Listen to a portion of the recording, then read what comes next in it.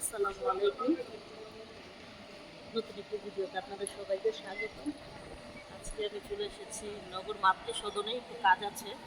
11টার দিকে এসেছি, এখন প্রায় 1টা বাজে। আর কিছুক্ষণ থাকবো, এরপর বাসায় চলে যাব। হামজাকে ওর বাবার কাছে রেখে এসেছি। আমার কোলে আমার বান্ধবীর মেয়ে বসে আছে, ও অনেক দুষ্টুমি করছে। এবার সামনে তোকে আনতে পারছি না, তাই দেখাতে পারছি না। খেলা করছে। বাসায় যাব, বাসায় গিয়ে কাজ আছে, কিছু কিছু করে নামাজ পড়বো। তারপরে আজকে মার বাসায় ইফতারি করবো।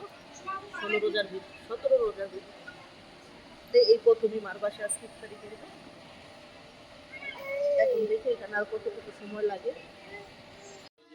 এই যে মার বাসায় চলে এসেছি আমরা। এইখানে আলু চপ, বড়া, বেগুনি আছে। আমরা সব একত্রে এক জায়গায় সবগুলো মেখে তারপরে খাই, আলাদা আলাদা করে খাই না। এখানে শসা, গাজর,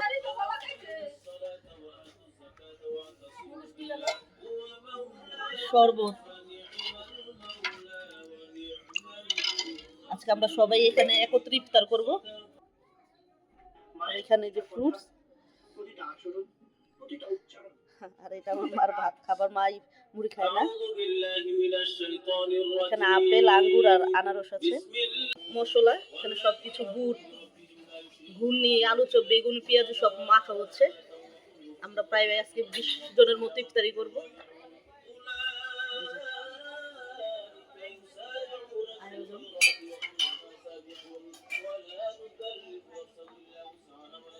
রাত্রে খাওয়ার জন্য এই যে মুরগির তেহারি, সালাদ, এটা টমেটো সস দিয়ে, শুকনো মরিচ পাকি দিয়ে এই সালাদটা করেছে।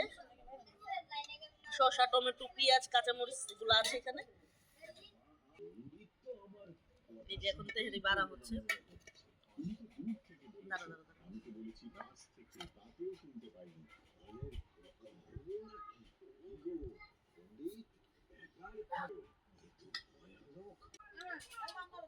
এই যে টমেটো সালাদ,